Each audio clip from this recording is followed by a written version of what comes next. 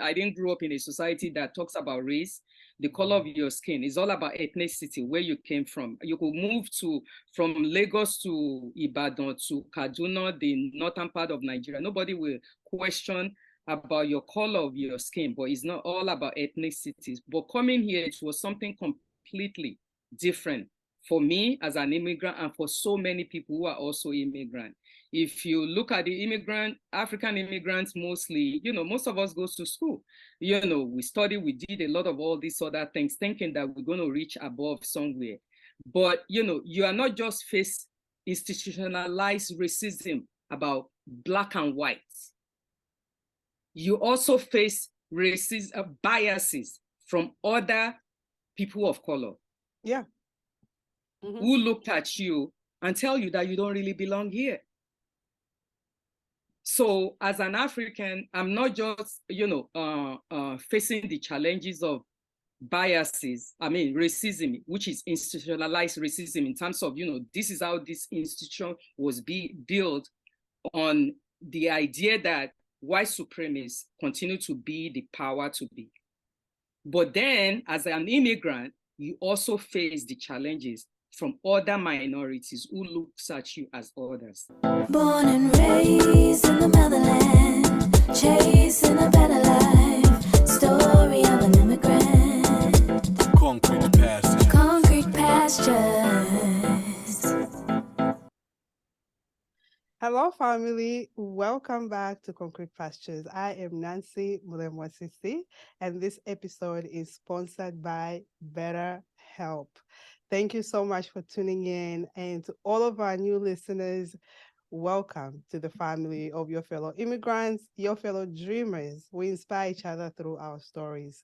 We also give insight on what it's like to be an immigrant anywhere in the world.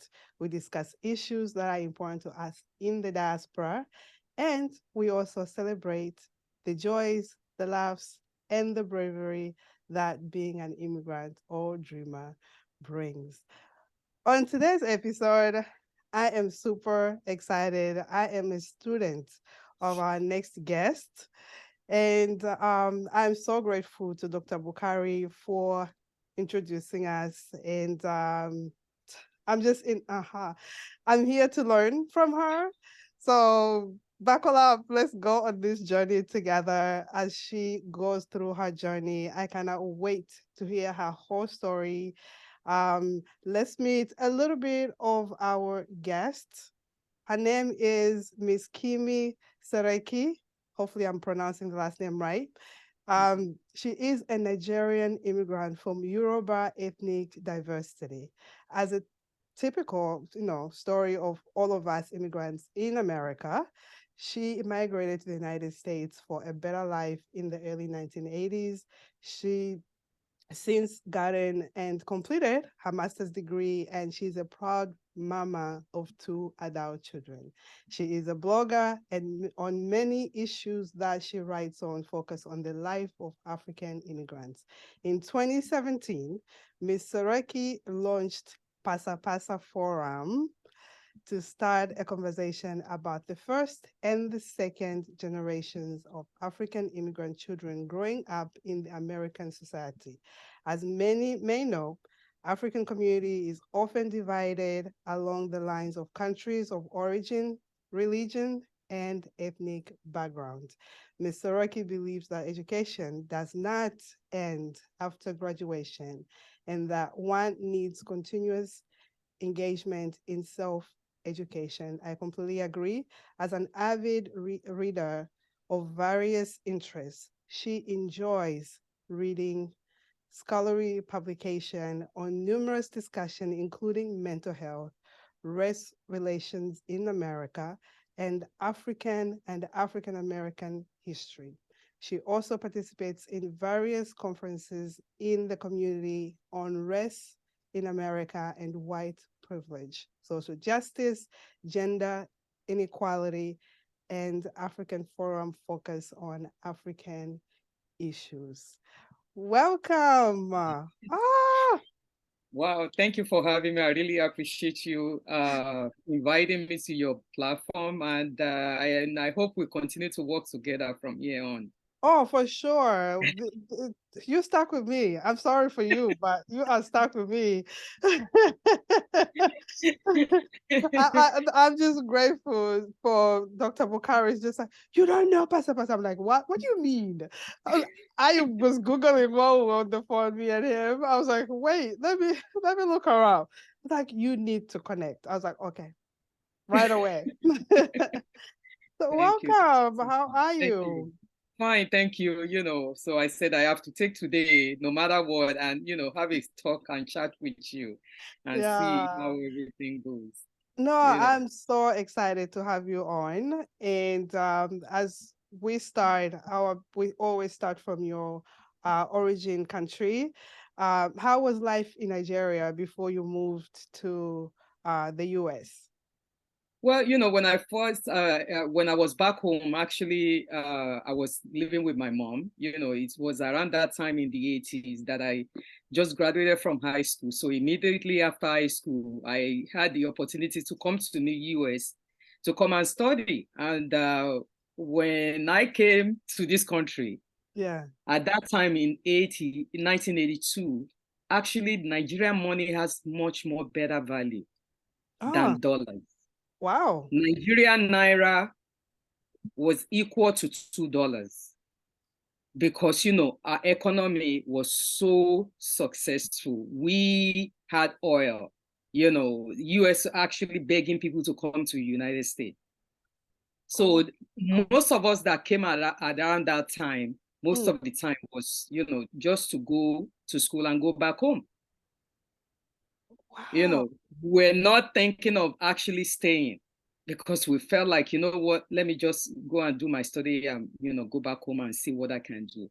But back to, before I migrated here, back home, as a girl, it's very difficult for your parents to let you go, especially my father didn't want me to travel abroad without actually having to have a husband to go and meet.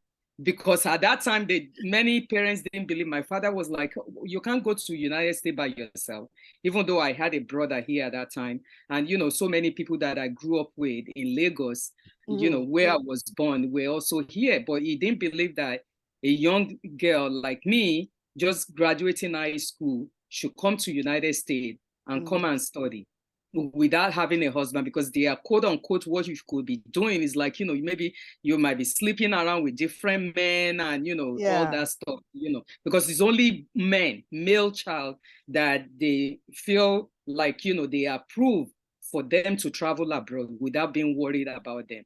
So, but I came anyway, so at that time, staying with my brother, doing odd jobs from here and there. I remember the first job that I got was at Central Grand Central on 42nd Street. Oh, yes. Working at a company called Zaro's Basket. Is like a breakfast area where they sell odd bagel, and you have to make the bagels for the customers, and it was crazy at that time. I mean, people coming from different part of the state stop by Grand Central to get their breakfast, and I said, I can't do this job. I lasted a week, and I said, I can't do this job. I have to go somewhere else. So you do a few odd jobs here and there and everything. And you keep going to school, doing what you have to do. And at that time, when people come from home, we're kind of clustered together. Yeah. At that time, you will know the Nigerians are kind of like live within the same area. You have some Ghanaian group, you see some Ethiopians, everybody cluster among themselves. But, it wasn't purposely to actually, stay here. So where people will ask you, did you register for school? Okay, this is how you're going to do your application, go and register for school, do this, do that. And when it comes to actually, having a good time, we all call each other to have a good time together in each person's apartment. So that was the really background. Then until later on that you find out that the economic situation in all part of Africa was, kind of depreciating. Things were not going too well. This structural adjustment program, whereby African government were being asked to borrow money from, IMF, money value continue to decline. So you find out and say, wow, what is really going on? And, by the time I graduated college, I said, let me even see if I can go back to school. There's a program they call AIB, African American Institute of Banking. I said, let me go and do AIB a little bit. And maybe if I go back home, I'll be able to work in a bank and everything. But by that time, you see that people who already went back home are coming back because the value of the Naira was going down. And people were saying, you know what, let's, some people were coming back and they say they will just have to take 2 homes. Then you understand that, you know why you are now stuck, in this country. Because, back home, the people that the jobs that used to be available is no longer available, so you end up staying. So that's how, I've been staying here. Wow. Interesting. Yeah. How was New York in the 1980s? Because I've heard stories. I would love to hear from you. How was it? New York in the 80s, it was okay. The train wasn't that clean. At that time, you see all kinds of graffitis all over the walls and everything, But when I first came to this country, I was in Maryland with my uncle. Got it. But then my brother, who was here before me, said, why don't you come to New York, and then see how everything was. So in Maryland, we're living in a private house. Everything is like a suburbs area at that time, And then when I came to New York, my brother drove and his friend, they drove me all the way to New York. So we came on George Washington Bridge and exit to Jerome Avenue. I said, where am I? How come this place is so dirty like this?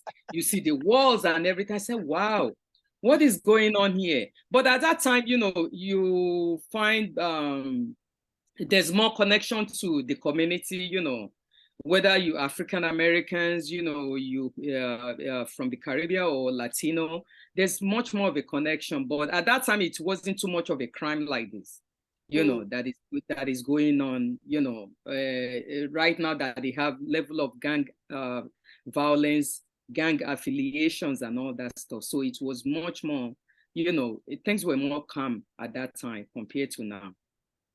Oh, wow. Yeah. What did you study? I for my undergraduate, I did banking and finance. I went to Baruch and I did banking and finance. And then, like I said, the purpose, I actually work in a bank. I worked at Kemi Bank. Kemi Bank was one of the major banks in New York City, then later on merged with manufacturer Hanover, which later on merged into Chase Bank. So when it was Kemi Bank, I was working there after graduation, doing customer service. And I actually intended to go into investment banking.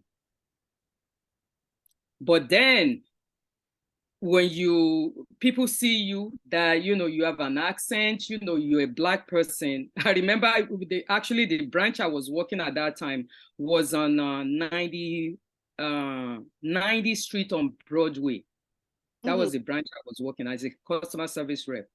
And you see many of these white people who come into the branch, and they sometimes when they see a Black person, I remember one white woman who came in and she said, where are the blonde and the blue eyes in this place? No. Yes. That was early 90s, where the blondes and the blue eyes. So, but can compare, and every investment advisor that comes to the branch, mostly they are all white. Most of the Black people are the customer service rep, the tellers, and all this sort of. That's the only position that you could get. So from there, and I said, you know what? Let me just change my focus. So I went to get my master's in public health. So from there. How are you able to navigate racism? Like plainly like that? Like how are you able to, because when we are back home, in most of the countries in Africa, we're not reminded of what color of our skin. and until we come here, or until we travel, someone reminds us, like, you're actually Black. And then your accent, it also just gives it away, and it's a whole on a different level of racism. It's not even like you're African American, but you're just African. And then your accent is also plays a factor in that. How were you able to navigate that? Well, when it comes to, just like you said, when we were back home, nobody knows whether you're Black, white. I didn't even, for so many people who are also immigrant. If you look at the African immigrants, mostly, most of us goes to school. We study, we did a lot of all these other things, thinking that we're going to reach above somewhere. But, you are not just face institutionalized racism about Black and white. You also face racist biases from other people of color. Yeah. Who looked at you and tell you that you don't really belong here. So as an African, I'm not just, facing the challenges of biases, racism, which is institutionalized racism in terms of, this is how this institution was built on the idea that white supremacists continue to be the power to be. But then, as an immigrant, you also face the challenges from other minorities who looks at you as others. That's why on my blog, I wrote about a year ago, I titled it, How I Became Black, an African Immigrant Experience with Race and Identity. Go ahead. Sorry. You want to ask something? No, go ahead. I've had some experiences in Harlem, and throughout my corporate career, I've had some experiences where my fellow African Americans, actually, no white person has actually called me racist. African Americans bluntly telling me that I'm racist because they didn't get their way, or they wanted something, I couldn't do it for them. I work in banking, and I started my career in Harlem. The first time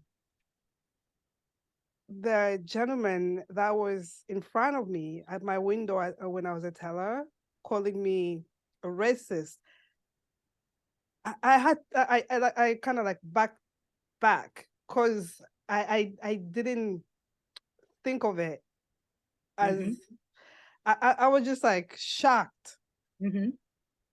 I was stunned. Like I can't even explain it even to today, like the feeling. And then it became like a trickle effect. Somebody else in the back also said the same thing. And then because once when someone is in line, it's like a trickle effect. Somebody else is like, okay, yeah. If I want to get my way, I'm gonna have to call her a certain name. Yeah.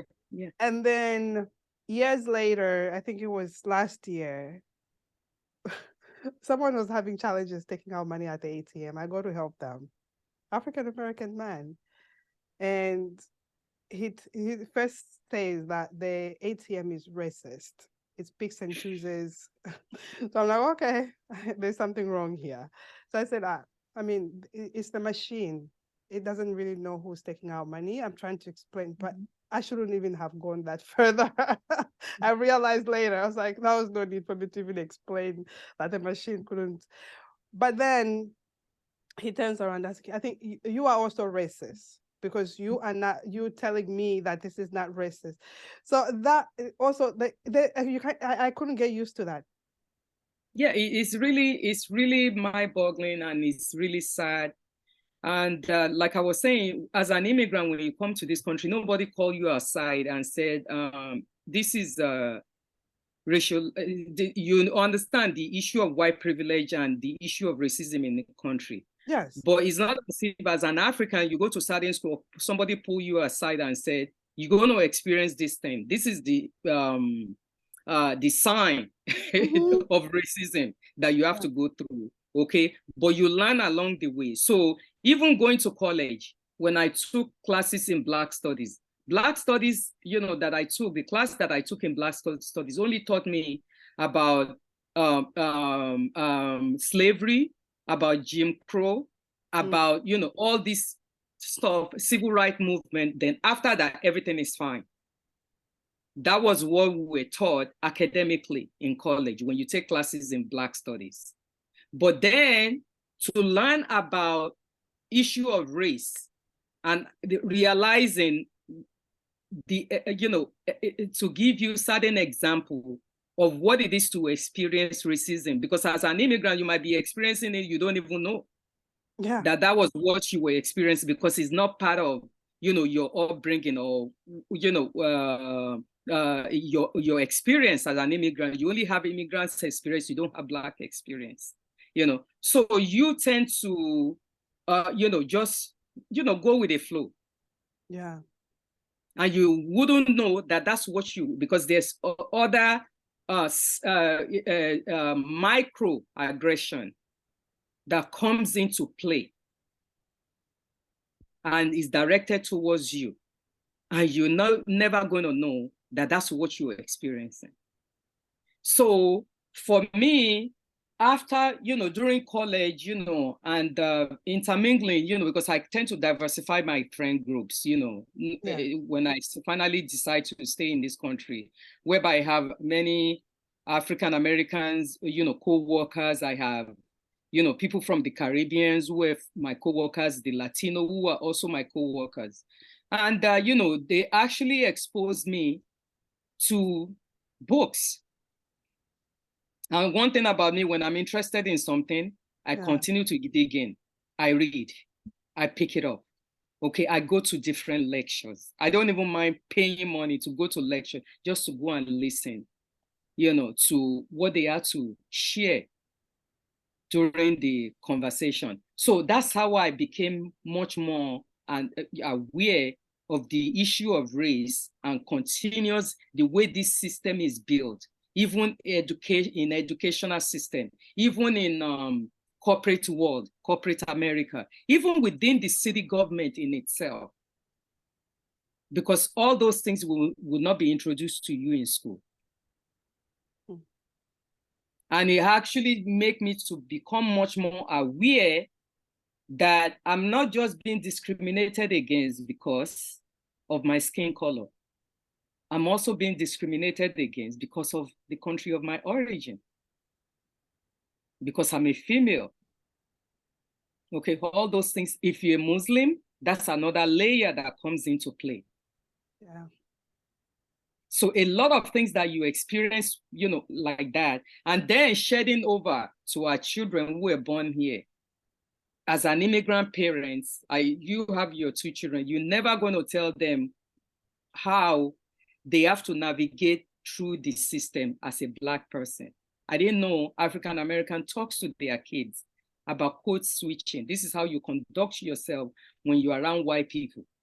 This is, but as an immigrant, you have to just tell your children to conduct themselves outside, to be respectful about them, to be respectful of who they are, to carry themselves with sense of pride. But for African Americans, they talk out to their children. When they come across police, how do they conduct themselves? They talk to their children about code switching. When you are in a corporate world, when you are in college, how do you navigate through all that, which is so foreign to so many of us who are immigrants? Yeah. And nobody's going to teach you. So it's so broad, and I don't want to occupy. No, it is very broad. I don't mind you sharing like an example of the microaggression, just in case, there's every day somebody new is coming to the US or traveling as an immigrant all over the world. Just giving some examples of what you experienced in the past. And I'm also going to go into detail about our children. Because I know that's the majority of the work that you do, and I'm a student of it. I am here for it. Yes. So some of the microaggression may come in some comments that somebody may say, oh, I remember somebody asking me one time and say, how does it feel to live inside a mud house? Because the person thought that, Africans, even with this age of, I mean, at that time, you can't really find the internet. So most of the stuff that they see is through National Geographic. And I sometimes I joke about things. And I said, we're not even living inside. Those are for the rich people who live inside mud house. Only rich people and the royal family actually live inside mud house. But for my family and many people that I know, averagely we live on a tree. So we jump from one tree to the other. And I will act according to that. And that person, will look at themselves and say, did I just ask that? Because that's my answer to that person. And I keep moving. Because sometimes you have to understand how not to let it soak inside you, because if you think too deep into it, it will control you all the time. Or, I remember in my son's school, I was waiting for an elevator. And before I got there were two people who were waiting, one white teacher and one Latino student. And I was waiting too. So the moment the elevator came, they decided not to go in. Yes. And I went in, I pressed the elevator, and I went to the floor I was going to. So my interpretation to that is that this elevator is only fit for a queen. So I'm supposed to be the queen to get in by myself without being occupied by others who are not supposed to be in the same elevator with me. I love that translation better. So that's how I translate. I've been to Central Park, because I love to go to the park in the summer, just sitting down there, reading my books or listening to my music and everything. And I walk around all over the places and I couldn't find a bench to sit. So there's this guy, he's a Jewish guy, who was wearing his, you could tell from the outfit and everything. So sitting on one end of the bench. And I came and I sat on the other end of the bench. And he looked at me like, why are you sitting here? And I looked back at him and I sat down and I was reading my book. And he packed himself up, picked up the stroller, and he left the bench. You know what I did? I threw my bag on the other side and I stretched on the bench. I said, yes, I need to stretch my leg. Thank you for leaving. I just love you. I love it. That's the only way I could deal with it. I love it. Like I'm thinking of all my experiences that I've been put through, and I couldn't. I was always in shock, so I didn't have the time to actually react the way you're reacting. No, but sometimes it's true experiences, because even, at the job, you work, I'm writing a report, you a supervisor, you're gonna review my report that I wrote, because you think I speak with an accent, so I must write with an accent too. Yes. So as a supervisor, you took a red pen because you think you're going to review my grammar. So I said, okay. So after this supervisor finished reviewing it, I took my paper. I said, so this is what you changed. So I went back, I took a red marker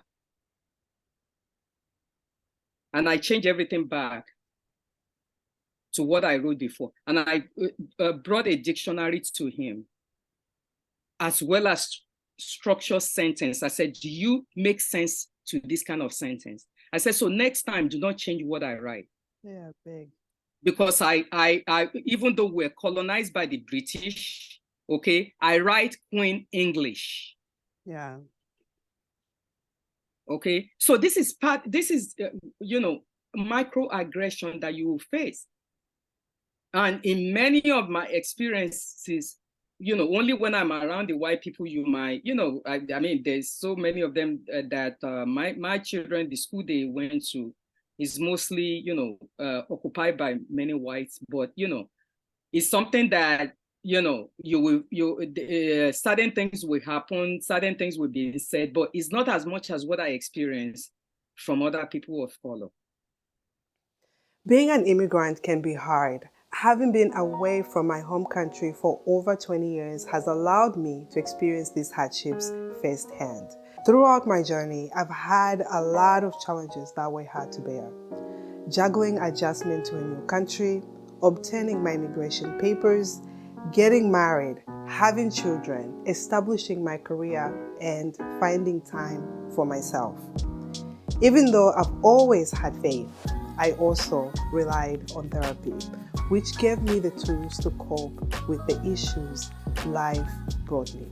My fellow dreamers, let's remove the stigma around therapy and normalize seeking help with today's sponsor, BetterHelp. BetterHelp offers licensed therapists who are trained to listen and help you. Go to betterhelp.com/concretepastures for 10% off your first month of therapy with BetterHelp and get matched with a therapist who will listen and help in as little as 48 hours. It's so funny. One day I'm taking my daughter was sick when she was so little, so I finished with the doctor. I took her to the doctor and we finished with the doctor. So I call an Uber. A lady comes driving the Uber. From her accent, just saying hello. She sounded like she was from the Caribbean. I get in the car. My daughter is sick. When your child is sick, you feel more as a parent than the child. So I'm devastated. I feel I was overwhelmed. I'm sure she could see it in my face and everything. So she turns around. She looks at me and my daughter, and she goes, "Oh, are you the nanny?" So I looked at her. I'm still shocked that this is coming out of her mouth, and I process things very slowly. So she tells me that, and then I said, "No, I'm her mom." "Oh, she's too pretty for you to be her mother." Oh wow. I'm like, why am I experiencing this with my own people? Yeah. And like everywhere else I go, everybody kind of acknowledges that, oh, that's your child, that's your child. She's fair skinned. She looks close to being Spanish than a black person. But at the end of the day, she's still going to be a black person, regardless of her skin tone. But the fact that she actually even turned around and she looked at me, she's like, she's too pretty for you to. I'm like, why? As black people, we can't make beautiful kids? I'm confused. I didn't say anything. I didn't say anything to her, and I processed it later. After that's the only thing I've actually been able to share with other people. When I sat down, I said to my sister-in-law, I remember at the time, she wanted to just like, why didn't you say something? I'm like, seriously, my child is sick. I'm sitting behind the car of this lady, and I was just shocked that my own people would feel the need, I guess, to put me down in a way that she did. Yeah. And that's the sad part of things. Even when you have a child who is biracial, you're going to work. There's a lot of work for you to do. There's a lot. There's a lot of work for me to do, and then to receive it from my own people. I'm like, yes, why? Because also she's going to be looked at that she's not black enough, the same way they look at Kamala Harris, the same way they look at President Obama. Yes. Okay, so Kamala Harris' father is from Jamaica, the mother is from India. They're still not black enough. So as long as your heritage doesn't come from the time of those who were brought here, our ancestors who are also Africans were brought here during slavery to this country. Those are the people who could be lawyer, doctors, engineer, everything that they could develop that continent. Yes. But they were brought here. Even though, they work free labor, abused, raped, name everything that, those our ancestors from the same continent went through. So then you have some African Americans who are actually dividing and separating and say, you belong, you don't belong. Your ancestors didn't come from slavery, you are an immigrant. Recently, was it 2 years ago, there were some African American children in Ivy League school who were protesting against children of African and Caribbean who are in their schools, saying that they taking their space of affirmative action. You know, affirmative action is whereby the colleges have to make sure that they accept certain number of, people of different race, even women and everything. So they are saying that African immigrant children who were born here, or Caribbean immigrant children who were born here or brought here at a very young age are taking their space. So there's a lot, to actually, deal with. And as a parent who never went through, who does not understand all this, how can you teach your child? How can you prepare your child for that world? I don't even know how I'm going to prepare my kids about their own world, because it's new to me. I don't understand it. I was born Black and I don't know their world. Mm-hmm. And so some will even tell you, you ever seen some, when some of the Africans who, may be speaking their language, that's why I've been in this country, I will never change my accent. Some people will tell me, oh, you've been here, you never change your accent. I say, that's you telling me I should change my identity. Do you ever ask anybody from Europe to change their accent? Yeah. Okay. My girlfriend, one of my girlfriends and I were talking of the corporate world, whereby someone from Europe is considered cute, sexy when they have their accent. When it comes to Africans or Caribbean, and we're talking with a heavy accent, it's more like, they need to be more educated. They need to be more corporate, per se. But everybody else, it is cute. It's very sexy. That's what it is. It's accepted. It's sexy. Australian accent is accepted, and so, but for you as an African, and I said, that's my identity. It's like you saying I should switch my brain. I should deny myself everything that brought me to who I am today, every part of my culture, my heritage. Actually, I did a podcast recording, and I have 3 of us discuss about the how culture, affects the way you express an emotion. Oh, yeah. The impact of cultural heritage affect the way you express your emotion. So you want me to deny all that, deny my language, my food, my everything? Even you asking me to change, because I can't change my name.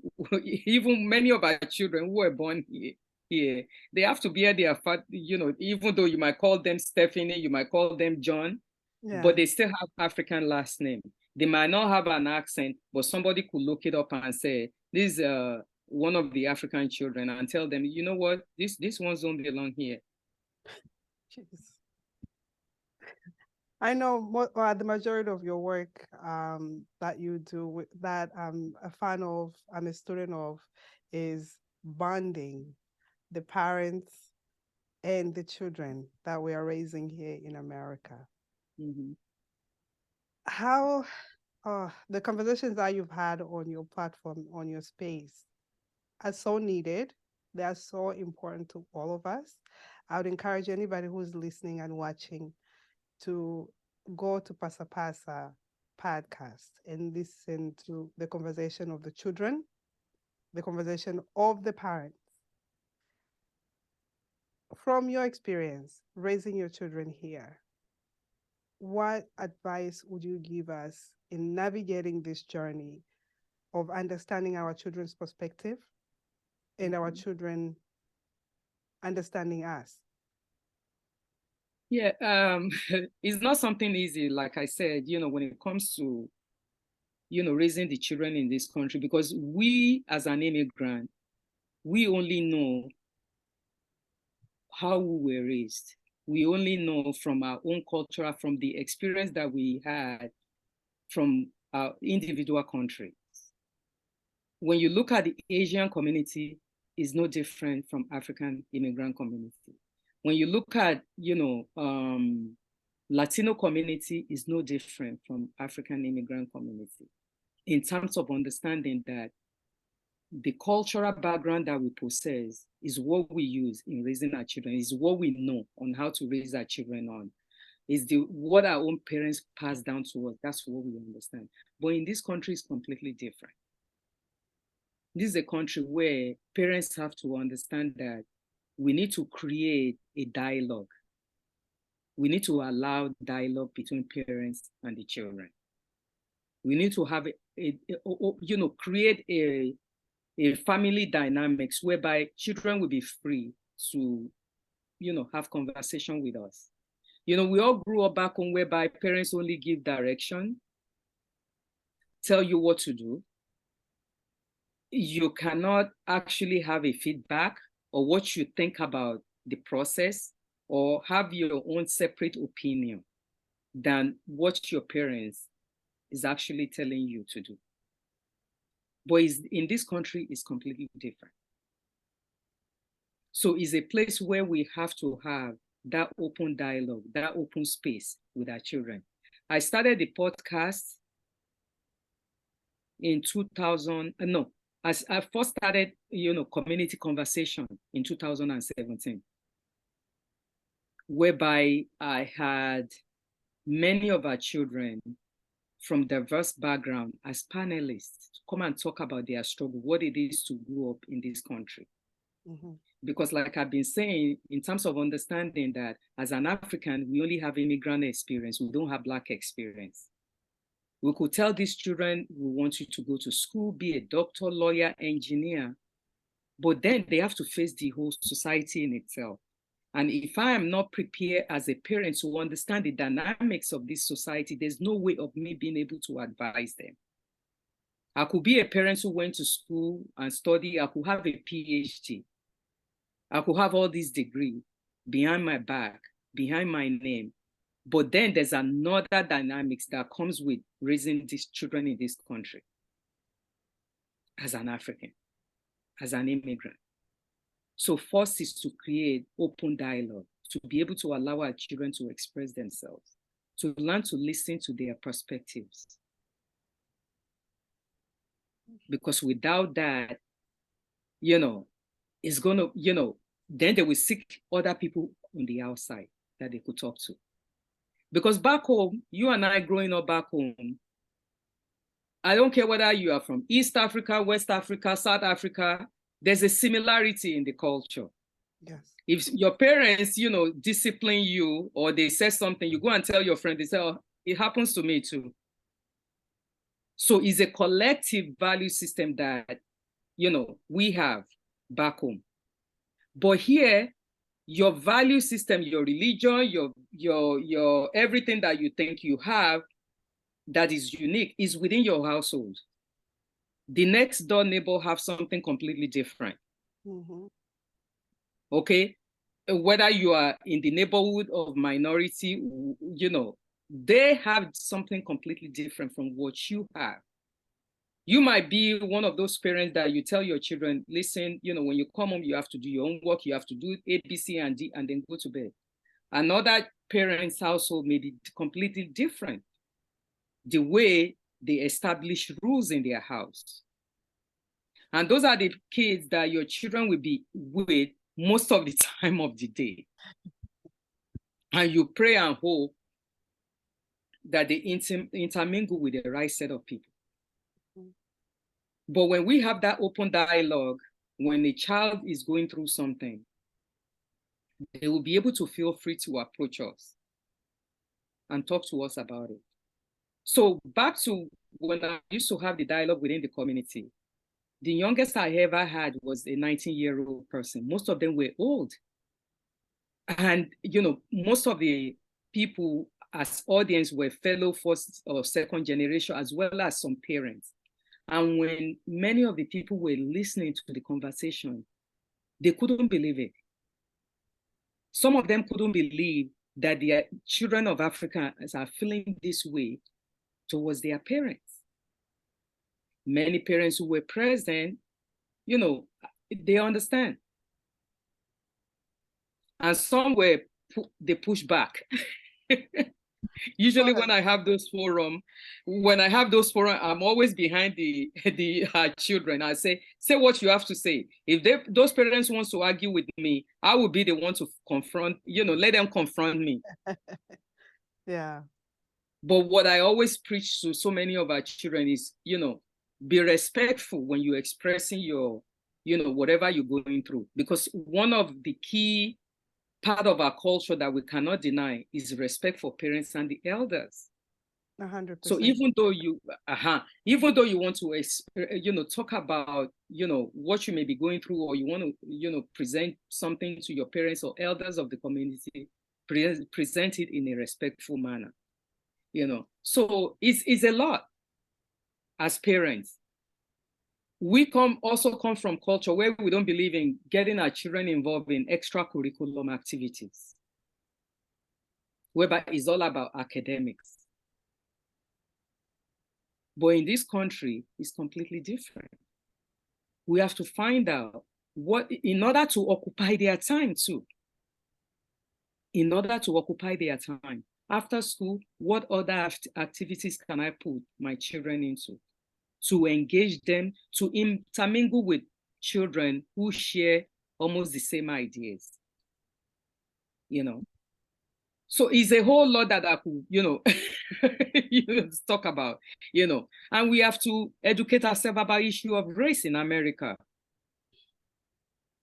We parents too have to diversify, to allow our children to diversify their friendship, circle. Because like you work in a corporate America now, you work with Black, white, different people of different backgrounds. And how do they navigate through that if they are in isolation, or they only, navigate through African immigrant community whereby they go to school, with other people, from within the neighborhood where they are. And then, when they go to church, it's mostly African church. When they have to pick friends, they go into their cousin's house, they are this house and that house. That's all. Nothing else. So we too have to be much more open to navigate through this society in itself, because even it affects many of us who are, parents as well. I have some of my friends who are already grandparents, because when I was telling somebody the story, when I came to this country, I didn't have my children until over 10 years later, compared to some people who came and immediately they have children, or they brought those children from home. And it's difficult for them to try to adjust and say, what is this child? What is this about race, when they're trying to struggle to make ends meet? Some people came in, they don't even have any papers. They're doing all jobs. They're trying to, work hard to provide for the children. They don't have the time to think about, all these race things and all that. And they will tell the kids, you just behave yourself in school. Just follow rules. Yes, for sure. But it's beyond that. So it's a lot.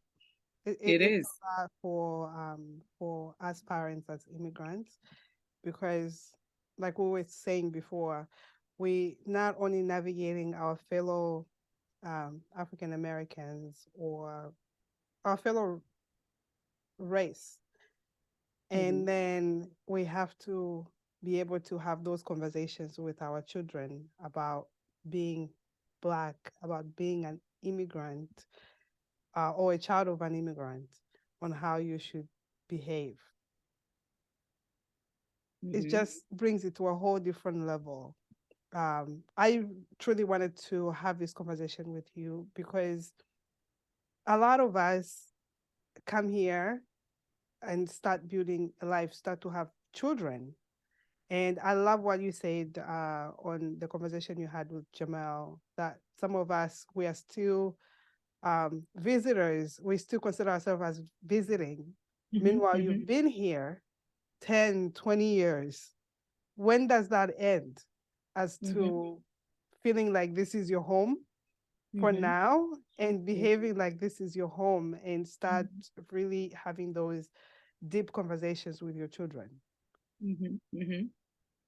You know, because also, like I said, if you, as an immigrant with an immigrant experience, if you've never been exposed to those conversations about issue of race, many immigrant parents may tell their children, just ignore them. You have situation of many children, you know, who are in school, that parents sometimes, they might be scared to even go to school to advocate for their children. Yeah. Instead of advocating, they just tell the kid, just ignore them. Don't, you know, if they are making fun of you or anything, just ignore them. But, you know, it's so much of what you can ignore. You don't know how that impact that child emotionally. So, and that comes with also educating the community, which sometimes it could be difficult to gather our people together when it comes to, you know, bringing parents together and telling them we need to talk about all these things because it's important. How do you help your children navigate school within school environment? How do you empower them emotionally and academically? If a child is, you know, is being challenged in school emotionally, whereby the self-esteem is very low, that child may be a student, okay, might be scoring very high. Within no time, the grades may drop. Yes. Because you have to be emotionally balanced in order for you to think about, you know, doing well in class. A lot of us have generational trauma. How have you been able to deal, I guess, how can people navigate that? Because the thing about generational trauma is still goes from generation to generation. And a lot of us immigrants bring that with us. And then our kids are wondering what's really happening with us without understanding that that's generational trauma, even the way we parent. That is very difficult unless people are open to speak up and recognize that they actually, whatever they are experiencing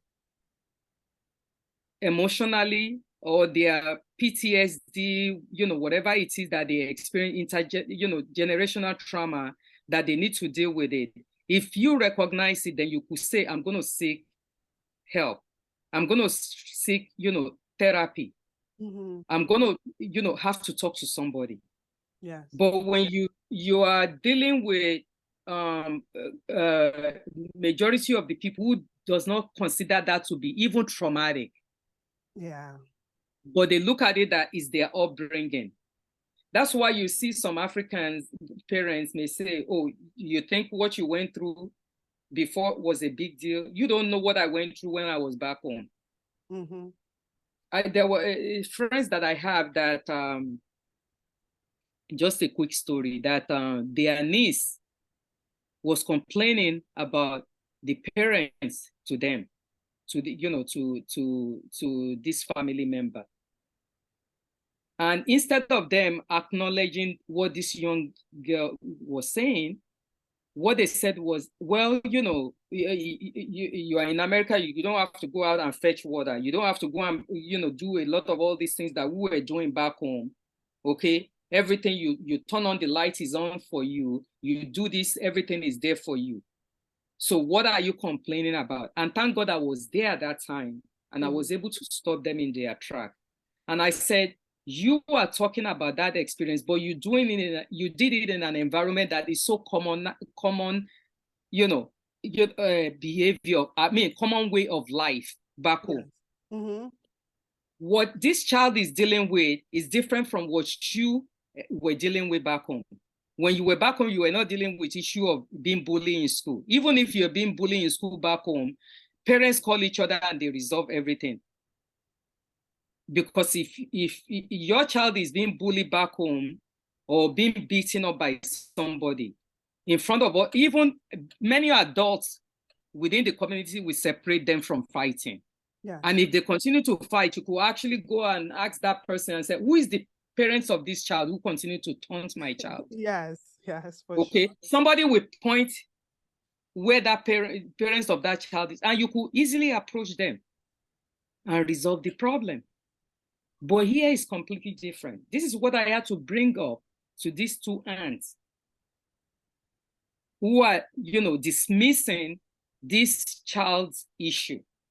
So when we as community, we don't even see our own trauma that we went through or the trauma that we continue to go through in this country, being an immigrant, whereby you go to work where you're being talked down to, or you have certain qualification that you could have, your educational background should have been in maybe managerial position, and they never get you promoted. And you are among the people who talk down at you every day. That's another trauma that we are not acknowledging or recognizing. And many of us, we might go to our churches, mosques, and all these gatherings. Some of us are in isolation. We're in isolation, like, Dr. Bukhari said, because we have not even integrated in this society. No. To have a full integration is different from just, going to school, having your diploma or working. Is also, what other things do I really enjoy in this society that I could tap on? Yeah. Do I have to be among Nigerians all the time? Or around South Africans or around, the people from East Africa all the time? Yeah. Let me see what else that I enjoy. Let me even try going to the theater. Yeah. Okay, let me try music concerts.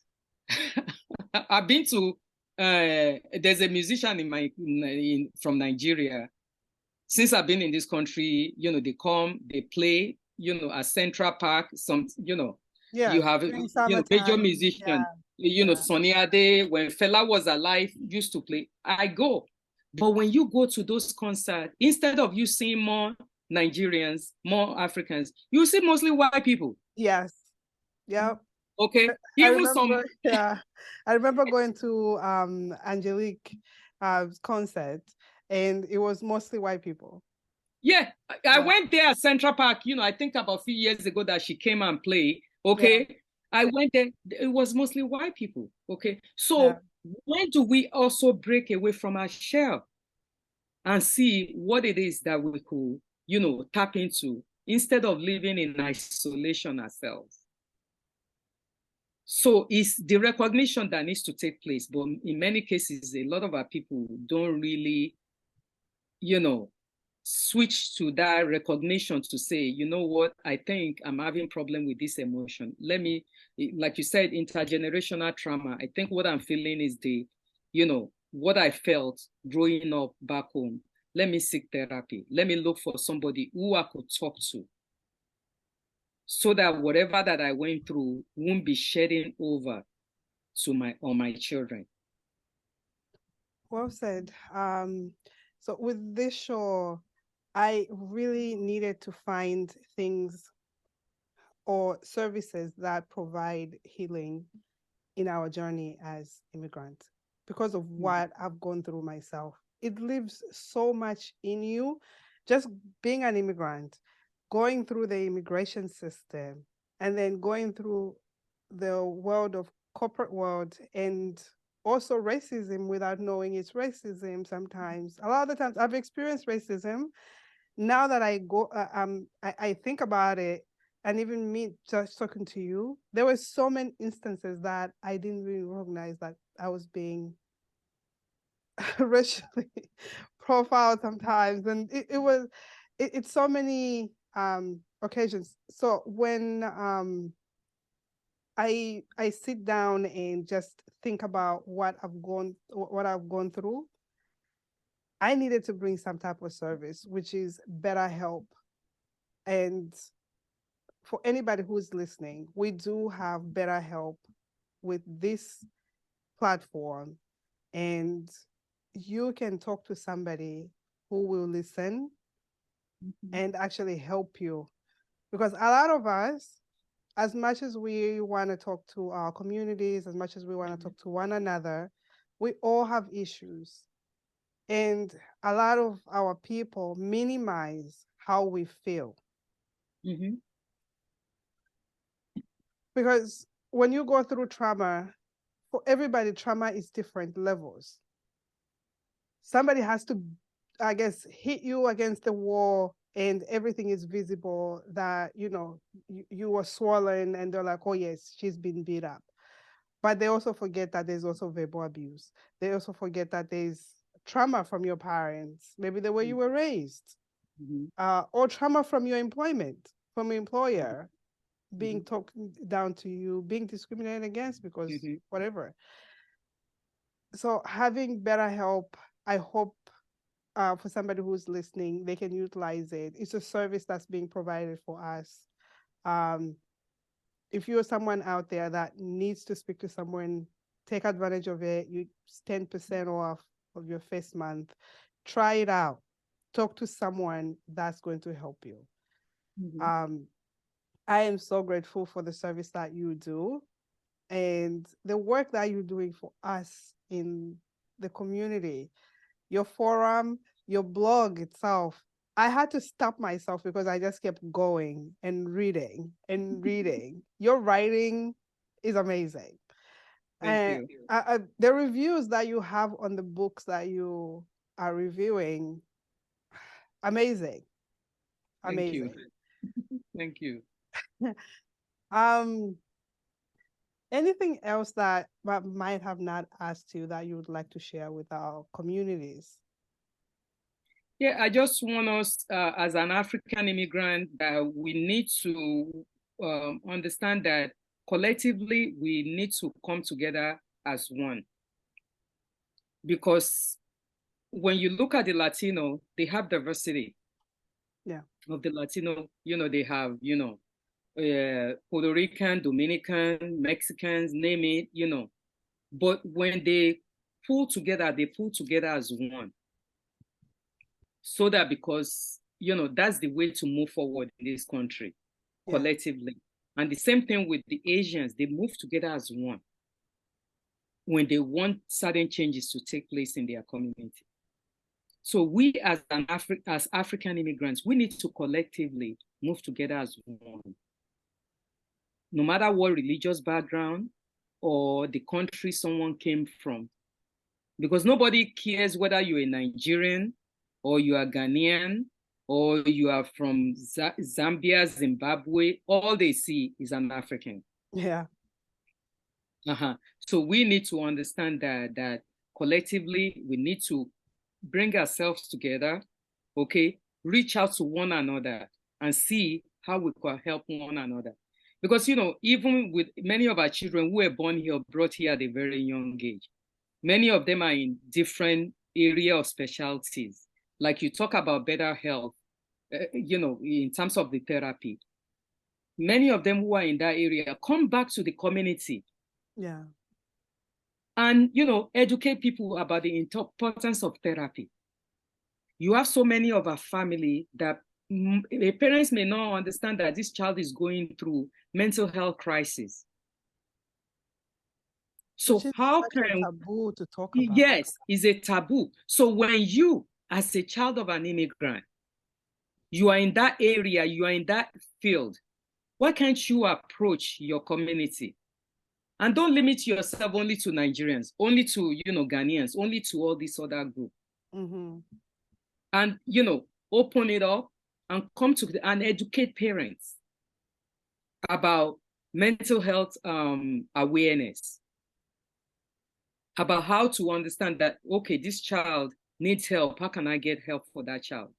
Because if you attack all those issues earlier on, the child is getting treatment. From that treatment that they have in therapy for the child, or maybe the child that needs medication is taking it, it will reduce the trauma that is going on within the household. Because at one point, through therapy too, they could have family session. where thereby the therapist could ask, bring the parents in and say, okay, we need to talk more about this. In order for your child to continue to heal, there's certain things you have to change. There's certain way you need to relate more to your child. Yeah. So it's through that we could heal, whatever it is that, we're going through within the same household. So we need many of our children in all these different fields. Like I always say on my podcast, I'm not inviting people to just come and show off your diploma and all that stuff. Yeah. You understand what I'm saying? Because when I started my conversation within the community, many people are already doing that. You go to different event. Oh, the successful African person here, the successful Nigerian, the successful... when are we going to start talking about problems? The real conversation. The real conversation. You're talking about how many? So it's like a recycle. The same set of people you invited 3 years ago, you're still inviting them. Yeah. I'm not interested in all those things, and we are not dealing with issues that other communities are already dealing with. Yeah. And they're finding solution. They're finding solution to find out, okay, we need these services uniquely to us as African immigrant. Yes. So that's part of what we need to understand. That's just what I want to contribute as a final say, No, it's needed. The conversations are needed. We can't pray away everything. Because we all talk about praying. I'm a woman of faith. I pray every single day. But there's certain things that I cannot pray away. That's why there's professionals that are helping me cope, giving me the tools that I need. Like when I first started to talk about therapy, I was even feeling ashamed about it because people were going to see me different, that there's something wrong with her. But I wanted to remove the stigma away from seeking help. Like we can seek help and be okay and be fine about talking about therapy, that I'm not okay right now. I want to be able to be okay with myself. So I'm so glad that we can talk about therapy freely, and mental health hopefully is going to be something that's going to be that we talk about continuously in our community, and not feel judged and not feel stigmatized about it. And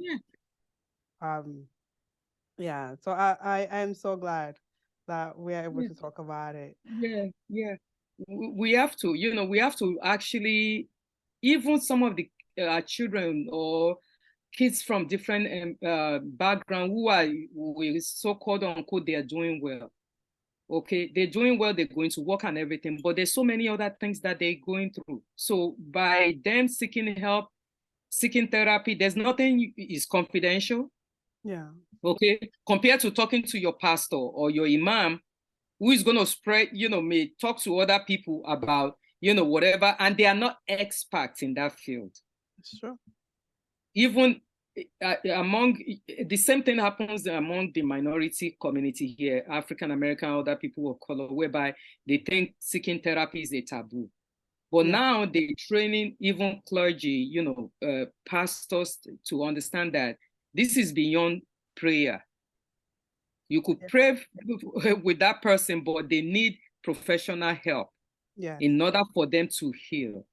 Because, this brain is more complex than your physical body. Yeah.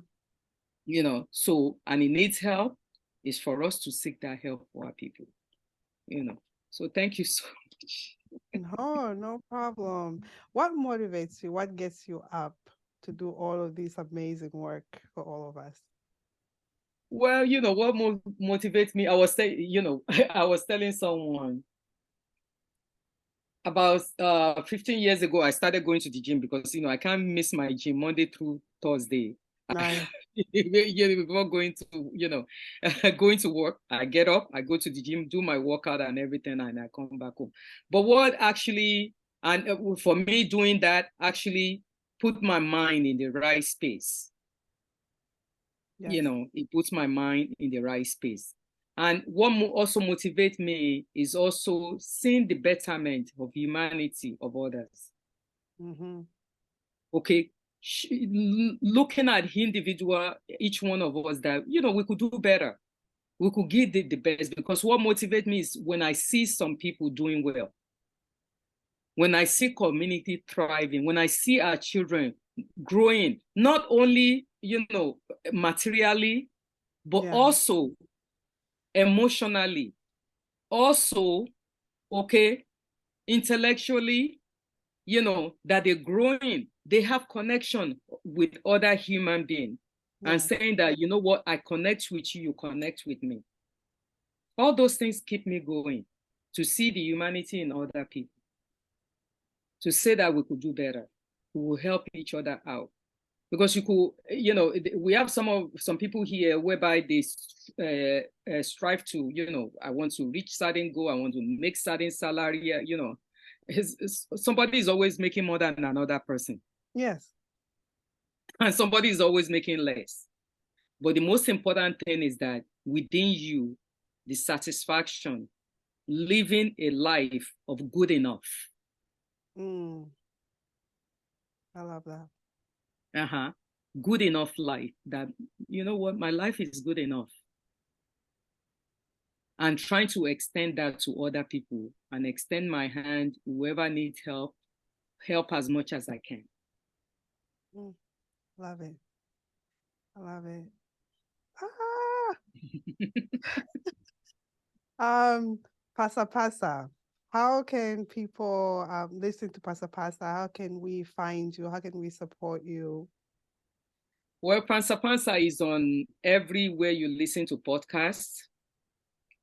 Just Google Pánsá Pánsá conversation, it will come up. Anywhere you listen to podcasts is right there. I will share my email address, talk@pansapansa.com. I also have Then I also have another, because that email sometimes go crazy. Then I have talkpansapansa@gmail.com. It's also there. And you could follow me on Instagram, Pánsá Forum. You could also follow me. But, and I'm willing to have conversation. If you think you're expert in mental health, in many other things that we could, have conversation to educate our community on, I'm open to anybody, having that conversation, so, because we have to keep the conversation going, even in educational system, how do we address inadequacy in terms of the kind of education that our children are being received, and empower parents as well. Those are the issues that we need to talk about. So follow me on, send me email. So thank you so much for having me. No problem. It's an honor to have you here. Last question. You've been here for some time. You've seen a lot. You've been through a lot, and you have achieved a lot as well. Have you found your concrete pastures? Yes, that's what it is. Pánsá Pánsá is my concrete pasture. Lovely. That's, helping the community, growing our community, not only within our community, humanity in itself. Yes. And sharing, goodness, in other people, trying to bring the goodness in other people, caring for other people. That's my own concrete pasture. I love it. It's been an honor. I couldn't wait to have this conversation. I know we've been trying to have a meeting, to have a conversation, and I am so excited that it finally happened. I'm your student of your platform, your forum, and everything you are doing. I encourage anybody to who's listening, please go to Pánsá Pánsá Forum. There's so much material. Her library is so diverse, and there's so much to learn from her blog. Last night I was like, I gotta go to sleep. It was so good. The books that are there, the guests, the lineup of the guests, and there's just so much to learn and absorb, and Thank you. Thank you so much. Thank you. Thank you very much for having me. I've been listening to your podcast anyway. I love your conversation. You are so calm and collected.